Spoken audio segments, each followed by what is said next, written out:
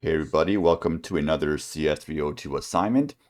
And for assignment 6, we're going to implement our own custom unordered map, which we're going to call it a hash map data structure. And we're going to be using this hash map structure to maintain a list of bank records. And of course, we're going to try to not allow this meme to come to life, as in we do not want any of our records to be gone.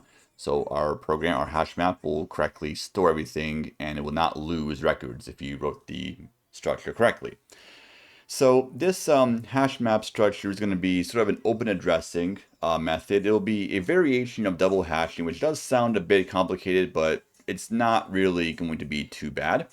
And the good news is we'll be using STL data structure vector to maintain our tables. So we're going to use a few tables in our hash map. The purpose is to yet again try to reduce the collision and likeliness is really the idea. And let's go ahead and now let's talk about just our hash map data structure for now. And then we'll go ahead and talk about how we're going to use our hash map to implement our bank records. Okay, so let's go ahead and look at our hash map data structure. So essentially we're going to have a vector, string, CMath library, C standard libs. This is actually in your given header file. We have our classic header guards right there.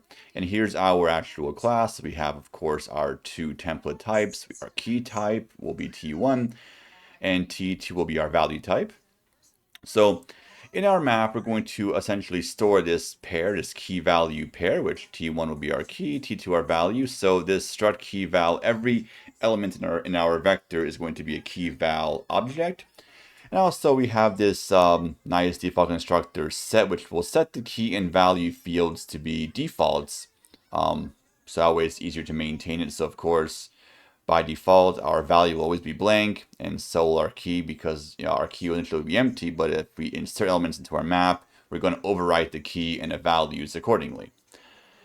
So in our private members, we have a resize function, which we will discuss that briefly a little bit later, but of course, this is something that would be probably covered in class, but it's just going to be essentially you have to rehash everything from your small map into your bigger map, and I'll give some ideas to that, maybe a little bit in this video, since depending on how far you've gone in class with this. Then we have our two hash functions right here, which I'll talk about in a second, which are really simple hash functions to write. Then we have our two tables. They're both vectors and they're vector of key vals. So there's no separate chaining, no array of linked lists. It's two ordinary one-dimensional arrays. But we use vectors because vectors are simple to maintain. For resizing and for deallocating, it does it all for you, so it makes life a lot easier. Then, of course, we have our two items counts, so how many items we have stored in our first table and the amount in our second table. So that's straightforward. And then for our public members, we're going to avoid iterators and any find functions. So we're going to have really just our default constructor. We pass in some initial size. We're going to allocate initially 10 elements to table 1 and table 2 with this argument. Then we have our bracket operator, which is going to search for a key, our T1 parameter. And then once it finds it or creates a new record, it returns the reference of the value field. Let's go ahead and go through our two hash functions, and there they are. So k in this case is going to be the length of the string passed in. So key is going to be the length, the amount of characters in the key string. And we apply this summation. So we key subscript I will be individual character in our string. You multiply that by 10 to the power I, and we sum up for every character in the string and return that sum. That's all. And our second hash function, same idea, but except it's going to be in reverse. So for this hash function right here, the first character's ASCII value is multiplied to 10 to the power 0. The second character from left to right is multiplied by 10. And then the third character is multiplied by 10 to the power 2, and so forth. So it's going to add it up in that kind of way. So here's an example. We can try to draw this out really quickly. So let's look at, let's say if our key or our key string, let's say it happens to be A, B, C for right now. The first hash function takes the ASCII character A, multiplied by 10 to the power 0, plus the ASCII character of B, multiplied by 10 to the power 1, plus the ASCII value for C multiplied by 10 squared, and it sums all that up and returns that. The second hash function will be in reverse. Second hash function will actually do the following. It will say character C multiplied by 10 to the power 0 plus character B multiplied by 10 to the power 1 plus character A multiplied by 10 to the power 2. So it's just going to be in reverse. So it just does this loop summation, returns that sum. Pretty straightforward. So that should not be any problems. Very simple hash functions, but the purpose of this is the purpose of multiplying by 10 to the power 0, 10 to the power 1 to each character is such that we don't want to have a case where we have two strings that are anagrams of each other, and it could create the same hash value, which could create collisions in our tables. So this is kind of designed to avoid any possibility of a collision. The resize function, I'll talk about that a little bit later. And then we have our default constructor, which we pass in this initial size, and we're going to resize. We're going to size table 1 and table 2. So we say table 1 dot size, or sorry, table 1 dot resize, we pass in the size variable. Then table 2 dot resize, pass in this size parameter. So we're going to allocate size amount of elements to both table 1 table 2. And we set items 1, items 2 to both be 0. Very straightforward there. So now let's go ahead and discuss our bracket operator function and then a resize function. Then we can, of course, talk about our main content. So again, the idea here is for a bracket operator, we're trying to find this. Now, of course, you could rename this to be just k, not key, to cause any, well, it won't be any ambiguities because table 1 bracket I dot key and this key parameter are different variables. But if you want to rename the parameter just to be k to avoid any possible ambiguities in your head as you code this, feel free to do that.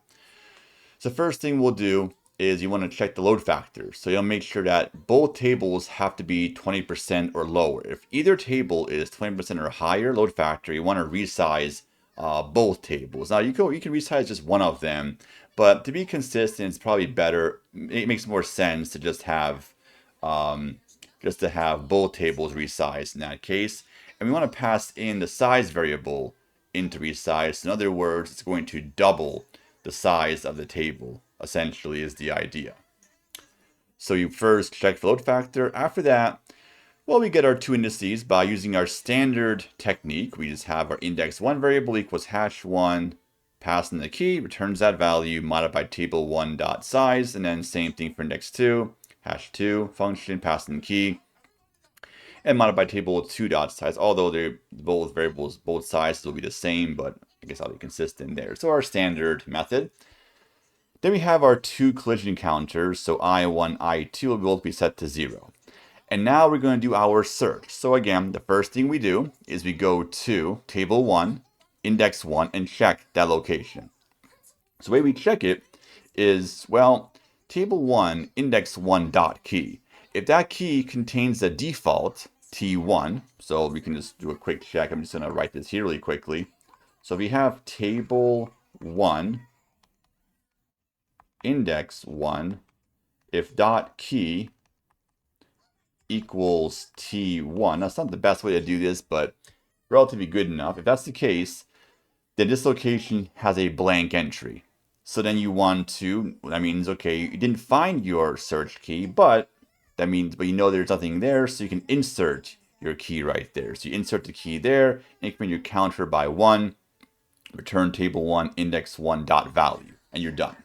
Now, if the key is not blank and does not match your key parameter, then you have a collision.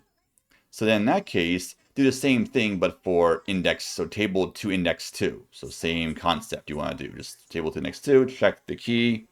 If it's a blank, insert your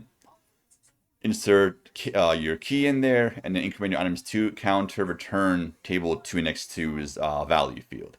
Now, suppose if table 2 also has a collision, then you have to increment I1 and I2, your two collision counters, and then you want to recompute index 1, index 2. But to make things a bit more stranger, so in our first in our first iteration, that will be the 0th iteration, which will be an even iteration. So we have essentially even odd, so we alternate.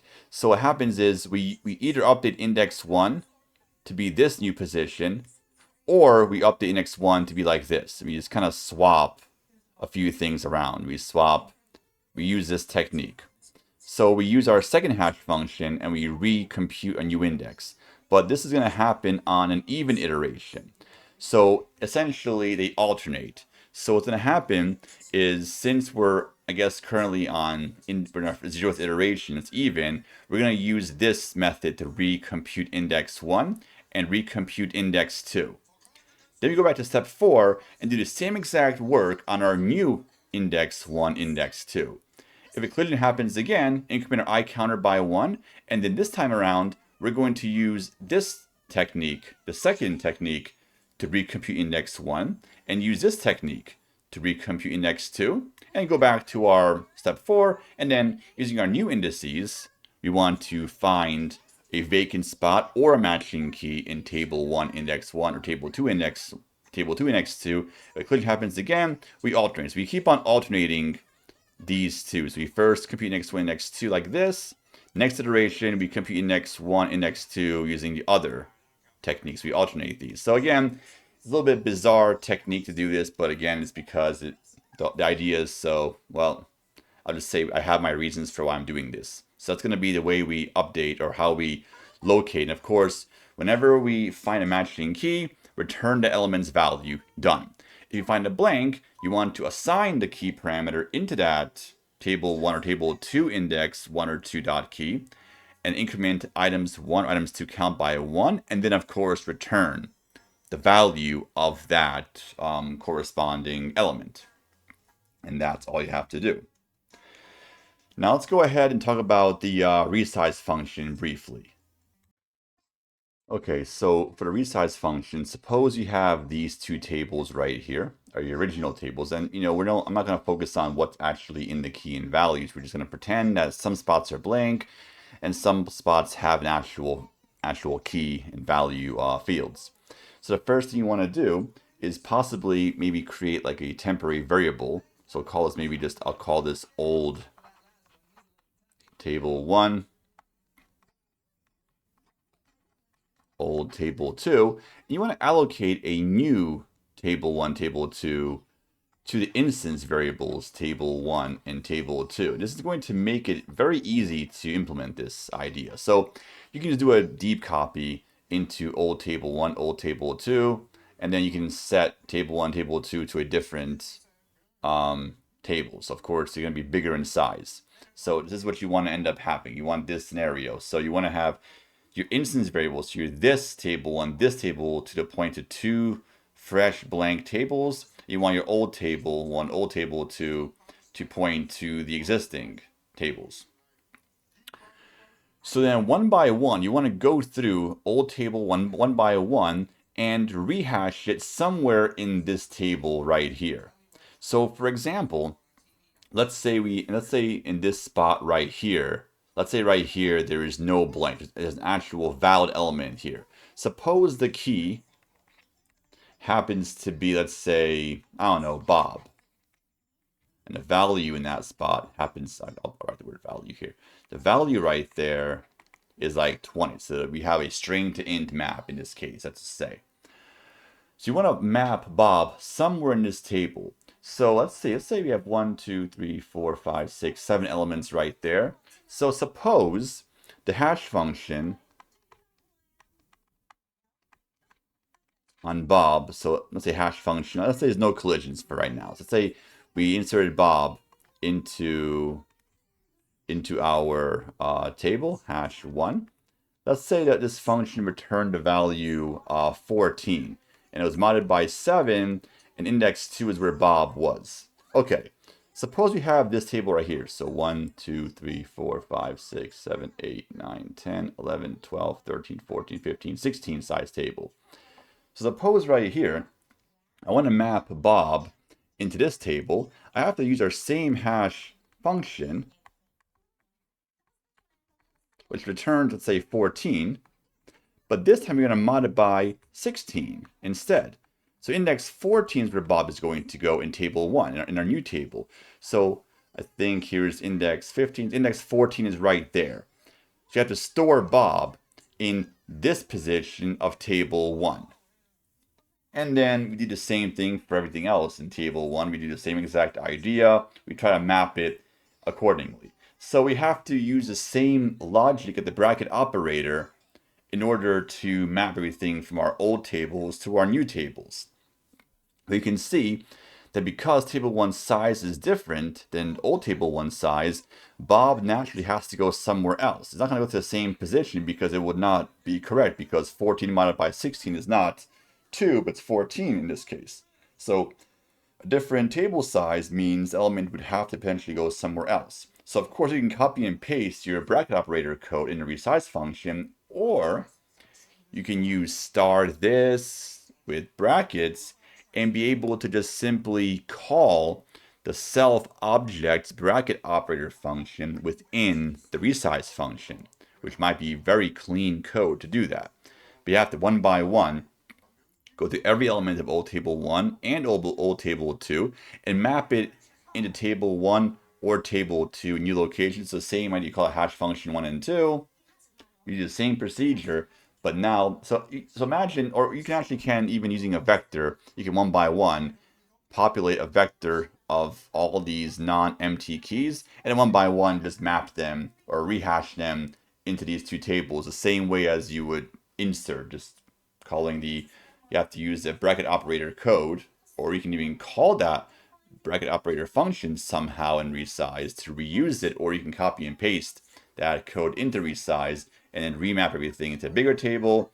And then of course, these two variables are, they would be local variables in a resize function. So when the function terminates, it would destroy these two tables automatically, and instance variables, table 1, table 2 would be preserved, and everything would get remapped. So again, in class, hopefully you got an idea of this, but that's how you would, this is sort of the technique. So you have to just take everything from these two tables and just remap them with a new size into these two tables.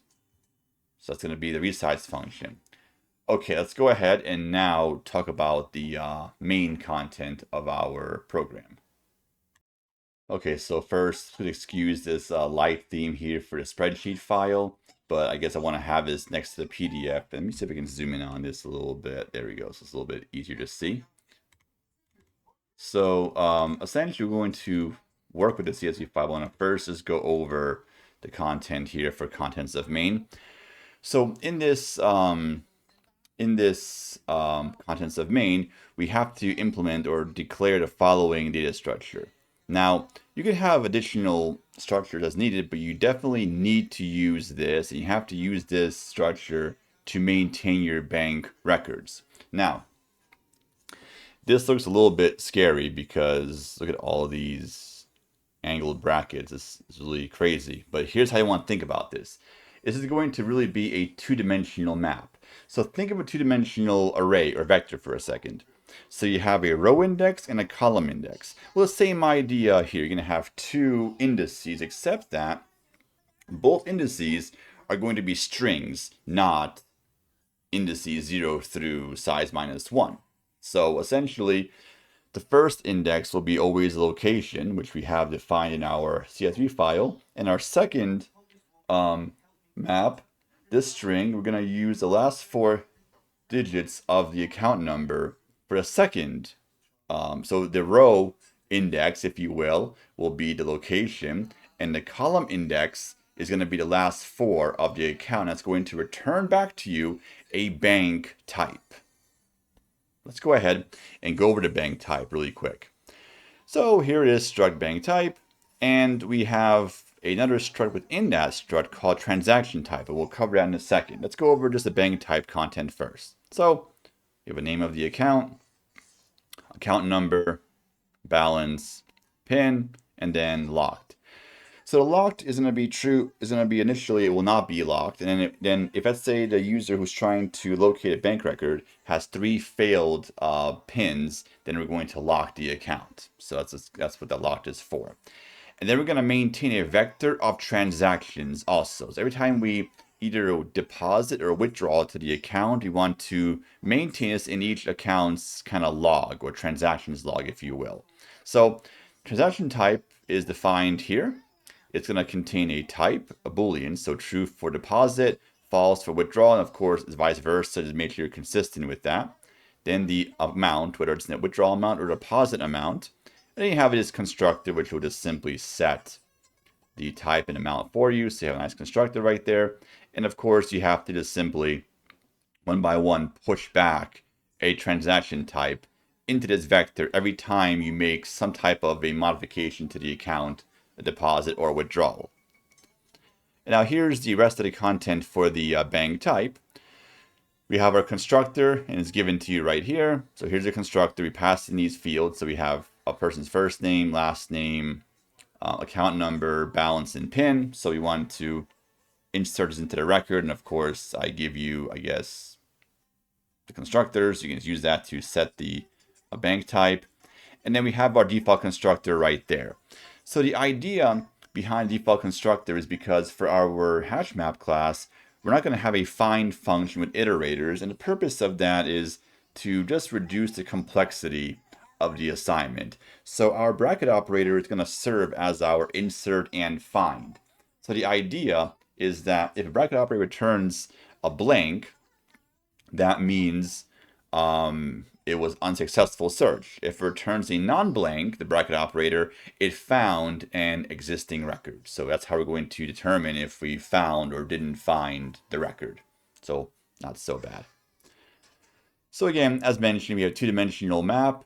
So we can think of it like this, for example. So let's say, which record is this actually in my file? I'm not sure I know which one it is. We have a lot of records we have here, so I won't be able to locate this. But the idea is when we read our file, we want to insert an element into our bank. So our first bracket will be for Apache.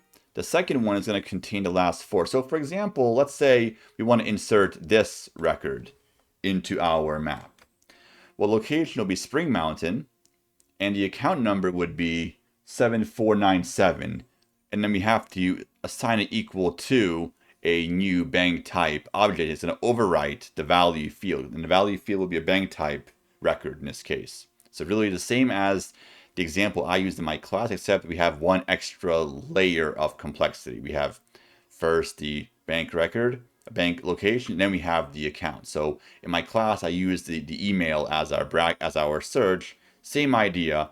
This returns back the value field, which will be a bank type record, is the value at the end of the day. This one right here returns this returns a new map. Then we apply this bracket operator on other maps. So anyway, just for now, just focus on it's just a two-dimensional map. Let's just not overdo this. I'm not going to overdo this too much. So anyway, that's the structure we can look at. So now for our input. So again, we have this file. We want to populate our map. And of course, it's going to be a CSV file to make things more complicated. Now, you might think, if you haven't worked with CSV files before, you might think, well, this is actually way different than reading a TXT file. And the answer is, you're wrong. It's actually not much different. And another bright theme coming up. So my eyes are really in pain right now, but it's okay. I'll get rid of this pretty soon. But the idea is a CSV file is just a comma-separated file. That's all it is. So our first line contains all of this. We can do a get line and discard that because that's just our header for the file. And after that, every get line we apply reads in one line. And we have this comma delimiter. Now, unfortunately, if we were doing any language other than C++, it'd be very simple to parse it because C#, Java, Python, I'm sure JavaScript has the same thing as well. There's a way you can apply the slice function on a string and returns back to you an array of strings separated by a comma. But for 135, you have this technique. So you can use a get line on the, do I have the code? You can use right here, get line, defined right there. And then you can apply the following technique to extract each substring. So you can do a substring function, pass in 0, line, find, and it's going to return back to you edet. And then when you use the erase function, this is going to remove edet and the comma from our string. And when I apply the substring once again, it's going to then extract the lose, and then you can do the erase. So you can, of course, extract each individual component by using the find, the substring erase functions. I do give you the code right here. You have to apply this 1, 2, 3, 4, 5, 6 times. You can just sort of hard code that to extract each individual part out of the line. And you want to pass those in. And here's, I guess, I gave you some code right here. You want to insert, once you're able to extract each field from that line, you can call a bank type constructor, pass in each respective field. And then you want to assign it into bank at location. And you have to, of course, somehow be able to pass in a string that contains the last 4 of the account number. So again, it's another substring function you can apply. You want to get the last 4 of the bank account. You want to use that right there. And you assign bank types. You would insert this record into the map. And you do it for every line in your file. So, of course, this file is going to be read in using a command line argument. So argv1 will contain this file. You open the file stream and you just read to the file stream using getlines, substring erase to extract each individual string between commas, extract that data, and then insert it into your map, and do this for every line of the input file. That's your first step. Now let's go ahead and go over, I guess, the main algorithm, and then I'm going to, of course, I'm going to then run this code on a terminal so you can see how you would compile and run this, and just see what kind of scenarios could come up. Oh, that's a lot better. My eyes not really, I mean, literally I wasn't able to see for a second. So now it's nice dark theme, so I feel better. Okay, so here we are. So once we populated our map, we want to implement the following algorithm. And of course, this is sort of given to you step by step. So first you want to enter a bank branch location, and then you want to look up and see if this bank location exists. Now, for this step 2, you actually could have a second map, a second HashMap object, where you maybe can map a string to a Boolean to just verify, so that map can be used to determine if that bank branch does exist. So you could have a map like that. You can, of course, insert bank branch names. So from the above, so from the previous part of the video where you read from the input file, you can have another map in parallel that just tracks which locations you have seen so far. So anyway, you first want to ask this output. You want to check if this bank branch exists. It's not found. Go to step 14. Otherwise, go to the next step. You want to now ask for the last 4 digits of the account, and then you want to look up that account. Now that you have your bank branch and your last 4 of your account, you want to then use that 2-dimensional map to return a bank type object. If it returns a blank, it was not found. Then you want to go to step 14. If it was found, then you want to then retrieve that record. Now, if this account happens to be locked, because let's say it was already previously, you already tried to validate a pin 3 times and it already locked earlier, then the output account has a lock. Go to step 14. Let's say the branch is valid and the account number could be found and it's not locked. Then you want to ask user for a pin. And then, I mean, I give you a lot of help actually here. This is actually, I feel kind of terrible for doing this. So this assignment actually feels like it's all using vectors, and I give you a lot of help here. So I feel like I made this too easy. So I might get complaints from students, but that's okay. So anyway, you can use the location account.pin and you want to validate it. If the pin is invalid, you want to keep looping these steps right here. So you want to loop these steps. Now let's say the counter goes on 3 times. You want to lock the account, go to step 14. And then same idea, you prompt user, let's say if the account pin is valid, you prompt user for the option, either D or W, D for deposit, W for withdrawal. You ask user for the amount to withdraw deposit. If this transaction can be done, so mostly for withdrawals, because remember that one you don't want to go beyond the account amount. You go ahead and remove that amount from the account. And then you want to, of course, populate that record's transactions vector because you want to, of course, maintain all the transactions being done. And after that, and also you have another option too. So you have D, W, or you have V. So V is if you want to just simply view the account balance, and so forth. And you want to also output all the transactions done on that account as well. And of course, if user enters E, you go to step 14, which means that's you want to exit out basically. You want to exit from, you don't want to do anything else. You found the account, but you don't want to do anything with it, I guess. I guess this case is where you just simply, you want to determine if the account actually exists, but you don't do anything.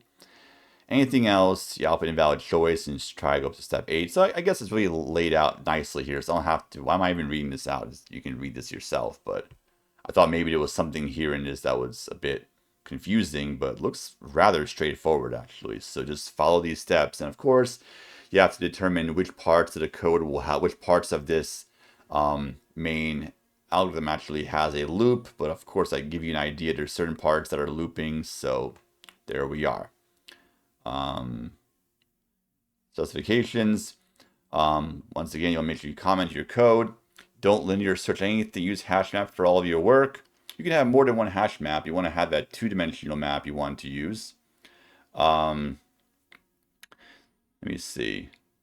Well, I think I have a typo here. It's supposed to be not 5. I think 10 is a default size, I believe. So I don't think it's 5. I think it's 10. But anyway, whatever default size given to you in the header file, go with that default. So I might have made a mistake. I think I might have changed it from 5 to 10 back and forth, but I think I kept it at 10 at some point, I believe. Let me just go back quickly to the header file really quickly here. Oh, so yes, I said that to 10 initially. So it's 10, not 5, but that's okay. It's not a big deal. Go with the header file, whatever the header file tells you. Also, do not use unordered map in your assignment. Now, of course, you can actually test out your code. So literally, you can go into your main and do all your parsing of the input, and you can use unordered map actually. So replace hash as unordered map just to test out to make sure you have the correct main algorithm part correct. So you can use an unordered map for that, but when you want to submit your code, make sure you use HashMap. Otherwise, you will get a deduction, and a major deduction you're going to get for the assignment if you try to submit it using unordered map. So you can test out your main code, because of course, for debugging, you want to really, you don't want to have two moving parts. You want to first test out the main using unordered map to make sure your main code is correct. If your main code works correctly, okay, that means, okay, the problem is in your own hash map. So you can kind of isolate the problem a little bit. So there's that. Here's an example output, but I'm going to now go over the, I'm going to go ahead and run the code here on terminal so you can see what happens. Okay, so to compile this program, we're going to use G++ and then main.cpp.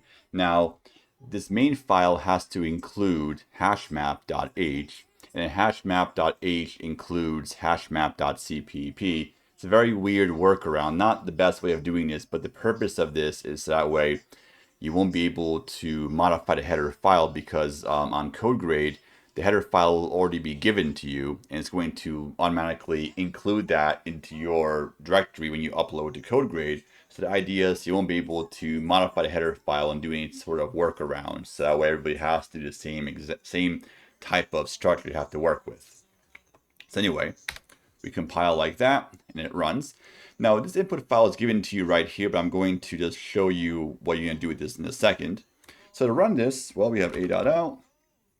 And we're going to pass in our bank data CSV file using a command line argument. So argv1 will contain this file. You will pass that into a file stream variable, and you will read that CSV file of that bank records, that comma separated file, and you will populate your map with that data. Now let's go ahead and run our program. So it's going to ask for a bank branch location. So I'm going to go ahead and use this input file provider right here. So I'm going to go ahead and type in rainbow. So it found it. It was no error because it was able to find its location. Now notice it actually outputs what I input right there. And there's a reason why I'm doing this because we're going to actually read this input using Linux redirection. So that way it's easier. You don't have to actually type this input in every single time. But you have the option where if you wanted to just simply test out certain parts of main, you don't have to read the entire input. You can do it step by step. So you have this flexibility to interactively enter or use the file given, but let's just first do it this way. Now ask for enter last four of the account. So I'm going to try 6759, and it returns back a valid account, so there was no error. So we use maybe a map, a string to Boolean map, to validate that this location is a valid location. It is. Then we use this 4 digits of the account. And now we're going to use our two-dimensional map. Rainbow is our row, and this string is our column, and it returns back to us a valid bank type record, which means that it found it. So now we can, of course, now ask user for the pin. So I'll enter the pin 11, I'll enter 4 ones. It outputs the pin, but we see it's invalid. Okay, let's try again. This is our first guess. Let's try 2546. Again, invalid pin. Let's try now 8459. And now it enters, its access granted. So now we have the option to deposit, withdraw, view, or exit the account. So I'm going to go ahead and go with the input provided here, but I'm going to modify this. I'm just going to divert away from it for a second. Let's just first just view the account. There's the account information and no transactions made. So I'm going to go ahead and do a withdrawal, capital W, $200.56. It outputs, again, the input, and we'll see in a second why we're doing that.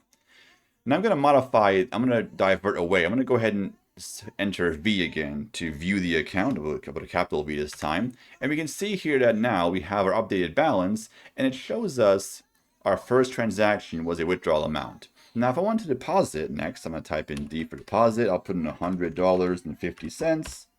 Cool. Let's view the account again. And now we see here we have these two. So these two, we would in fact, we would push back into the transactions vector within the bank type these two transactions, withdrawal and deposit. Of course, the type true or false will tell us whether that transaction was a withdrawal or deposit, and here's the amount. So of course we have that. We then exit the account. We want to continue. And of course you can now try again. Let's enter Rainbow once again. It finds the location. I'll try 5555.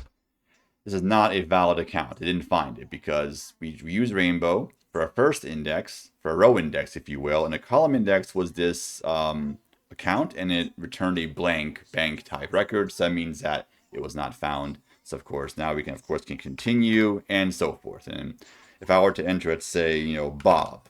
That's not a valid bank branch location. Outputs bank branch not found. So again, we use maybe a second map that contains a string to Boolean, so we can just simply search and see if that map, if this location exists. And of course, I'm going to say I'm not going to continue. I'm going to end the program right there. So we can, of course, you can interactively run this step by step. Now, so let's say, for example, you want to test out the entire program. You don't want to have to type this in every single time you run your program. So what you can do is you can do /a.out bank data, and then we use this symbol right here, which is going to be input redirection. I'm going to type in input 01.txt. So it's going to take all this input, and then it's going to read this to cin. So cin is now going to be not reading from what I type in here on the terminal. Cin is now going to read from this file. And here's the program. Now, check this out. We say, please enter bank branch location, and then it outputs Rainbow right there. If our program didn't actually output the input, then this part would be actually blank, which would make it really hard to parse and see what input was read that caused this output to happen. So for that reason, for every input, you want to just automatically output. So that way, when you do read your input through a Linux redirection, it displays the actual contents in that file to a terminal so you can see what the input was. It makes it easier to sort of parse the output. But if you don't use redirection, you will see that here's your input, and then of course the program output what I read in. But that's because in this case I read it using non-redirection. But you want to make sure that to match code grade, you want to output the input. And that way, when you do redirection, it will display the input from the file here in my terminal, so it'll be easier to parse everything. That's going to be the program. So again, hopefully this video helped you understand it, but the PDF really gives you a big help. So I think it's because in the past semesters, students had a hard time with hash maps. I think that's probably why I maybe overdid this a little bit. So anyway, hopefully the video did help you out. So I guess happy coding, and until next time.